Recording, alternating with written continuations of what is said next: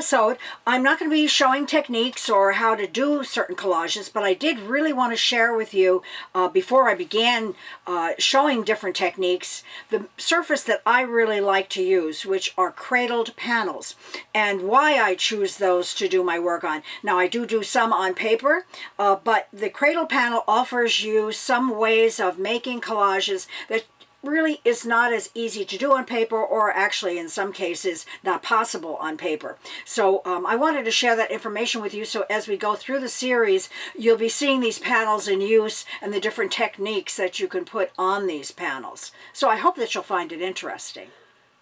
Okay, as I said in the introduction, today is going to be about the different surfaces that we can do collages on. And of course, everyone realizes we can do it on all sorts of size papers, canvas, but today we're going to talk about cradled panels. And when we do use paper, the one thing about using paper, whether it's fine detail work like these small collages, and it's kind of fun to do different sizes, or one that's more abstract, and then maybe using several in a row, which is really a nice way to use various paper textures. But what we're going to talk about is the cradle panel and why they offer a different kind of diversity for doing collages and a lot of different ways of doing them. This one here is the Ampersand panel, and there are many different companies that make these panels, but this is one that I usually get, and this clayboard version is the one that I really like for collages because it's a very smooth surface and allows you to glue things down so flat and so really just a beautiful kind of texture to work with. But this does come in a gesso surface, it does come in an encaustic surface, so you can get various surface kind of patterns depending on what kind of medium that you use. This one happens to be a 16 by 16, a 1.5 inch panel, which is a really nice size to work with as far as the depth goes. And you can see it has a beautiful birch side to it. A cradle is the idea that it has this cradled edge that holds the clayboard. I always glue or take tape and put it on the edge like this because I want to keep that birch nice and clean. I may not want to frame this, and if I keep this nice and pristine, well then I don't maybe need a frame, especially when I did one that were 2-inch cradle panels, which were really involve a very expensive frame for that depth, but also I wanted the 8 panels that I was working on to sit side by side and become one giant 16-foot panel. So I really wanted to keep the edge clean so that they would look nice when they were all hanging there side by side. Sometimes you might have to switch brands or use a different product, and then I might go to the Dick Blick version, which this one here, and they do make one with gesso on it, but this one is an wood panel, cradle panel, and it is one that I'm going to have to prime because it's an unprimed panel. It is also 16 by 16 and 1.5 cradle, and it's made out of basswood, and it's a beautiful smooth surface, and you can see that it's solid wood, not clayboard or a hardboard behind it. But again, I do cover the edges to try to keep that edge nice and clean so that I can do anything else I want to do with it later, and I might paint all over it, but it's kind of nice to have a professional side to your panel in case you don't want to frame it. These also offer a really kind of interesting option for other work. When I'm painting, I have a whole lot of paint left over. I might take some of my small ones, and these are 3/4 inch panels. They're all hardboard. I might take some of those extra paints and just test them out. I don't have to waste them. I can end up making some nice small collages. I've already got a background that I might like or I might not like, and then I can experiment with it. If I use a lot of paint and make it kind of lumpy, I can end up testing out textures and how an almost transparent color works on that. Or I might test out some scratching techniques on top of one. These are 1/8 panels of clayboard, and so they're very nice and lightweight, and they're fun to use. Or I might really try something very glossy. I most always use matte paint, but sometimes it's fun to test out a texture. When I go to workshops, I might bring these for the students as well as to do demonstrations. And this one here is a transfer. It's not finished. I haven't taken all the paper off. Maybe I won't because I kind of liked it. But it was very easy to use that for experimentation. or I might use them to test out a gold leaf that I've purchased, because when you buy gold leaf, you really can't see what it's going to look like on a canvas in the wrapper, in the container that it comes in. And so I might paste just a little bit. I'll write the number on the back as to what one that is, so if I want that one, I know where to find it and what it looks like, and I can see if it's maybe too gaudy for a project or whether I'm going to go a different direction. When I do these, this one did have some metal leaf on it. It was silver, actually, and it just was an experiment one. It was actually pretty well covered with, but then I painted over it, I sanded it down. I use sandpaper a lot, which is great because now I've got a pretty hard surface to be able to do that. And I ended up with an interesting texture that eventually I will collage over this, and I'm kind of excited about doing that one. You can try out different textures as well.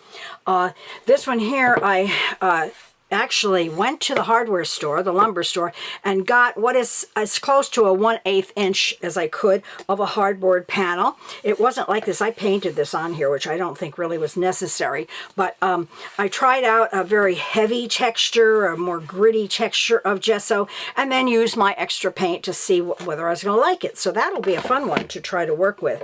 This is another one that had silver metal, leaf on top here, and I again didn't like something, I ripped it off. So I can do a lot with these because I can sand them, I can dismantle them, I can really scrape them away. This is one that had a lot of extra alizarin crimson, which is a real pretty deep wild red. And I put some metal leaf on top here. I did not like it. I started to scrape it off, and eventually I will probably soak this, I will probably sand this. It will not be like this at all, and I can get rid of everything I decided was just not working. I will sometimes use them for textures, and I think you can see these. This is a gel that I've put on here and up top. And I can use these later on for mono printing. I can make a texture, and then you can see that's why this is blue. It has been used before. I can use that texture. I can maybe take this square and actually use them in a collage. This is one where I cut out stencil pieces. I can put the ink just on top of these sections and print it, or I can do the opposite, cover the whole thing and see what I get. So I can make myself some panels for mono printing as well. Another nice thing about it is, again, experimentation with color and surfaces and paints. This one actually has some iridescent paint underneath, which I don't use very often. But when I did it, I thought, oh, yikes, that's too much. And then I just had a heck of a good time painting over it, and I will be able to collage on top of that interesting texture. Same thing goes for this one. This one was one that I purchased. One thing when you purchase from the hardware store, and if you order, I think this one's probably about a 12 by 12. When you order that, it's not going to be exactly 12 by 12 like your purchased panels are, because when it goes through the lumber mill, some edge is going to get cut off. So this might be actually like 11 and some odd 16th of something. But that doesn't matter, because then you will just adjust and purchase your frame according to the size. So that'll be fine. Another one all scratched and scarred, and another one that had transfer on it. And again, when I don't like something, hey, I feel really free to destroy it, and that makes for an interesting texture. Another nice thing about these heavier panels like this is that I did a whole series using bent steamed wood. I steamed a lot of wood, and then of course I can make that stick to a solid surface like this with screws or tacks or whatever, because I'm going to collage over it. It's not going to show. And these are just some remnants from that particular project where they had steam wood. Some were more curly than others, but I can always nail this in a way to make it very dimensional. Some of them I collaged over. And in fact, I decided that I had kind of approached it the wrong way. I had made a collage and then added these. And next time I'm going to do the opposite. I'm going to make all the pieces and then collage it. And I have a feeling it will be a more successful collage, even though I did end up some really nice ones. And again, experimenting and trying new things with collage is one of the exciting things about collage, because there's always different ways of doing it. Now, one of the best things about these hardboard panels is the framing. And that's because it's very easy and you can do it yourself. These are floating frames, and one is deeper for a deeper canvas than this one. These happen to have, and they don't all have it, a step. So I can put a bigger, thinner one here, or a deeper, smaller one inside, and just put it into that step down of a panel. So I can take one of my collages or panels, and I can plop it right in like so, and now it's in there. Now if it didn't have these steps, I'd have to use shims, so I'd make sure that the gap was even all the way around. Then once it's in place, I turn it over and screw the back onto here, and then I will be ready to have a nice collage already framed. So then when you're ready to go to market, you take your little framed collage, you put some nice blacking on it and your hanging devices or whatever you're going to use, and you don't have to worry about glass. It's already in there framed. This has been coated with a matte gel so that it's really firm on there, and we're going to talk about some gels and some of the better ones that you can use to protect the artwork since there is no glass on it. This is also a convenient method because many galleries, when you send in your collages, really don't want to have glass, because if you send this to them and it arrives by post or whatever, it might be broken and shattered, and then they have to deal with it. They have to find somebody to reframe it or whatever, or they might send it back to you and say, sorry, it did not come in good hanging conditions. So that's something to think about. Or if you are going to send something like this, you might have to invest in some plexiglass or some non-breakable surface in order to send that work. So that's kind of the lowdown on these panels and why I like them so much and the diversity of them. And I hope that you might give them a shot and just try it out. Again, you don't have to purchase the more expensive ones. You can go out and make something similar, and it can even be wood. Wouldn't that be nice? You could have a real wooden texture. So I hope you'll have some fun with these panels like I do.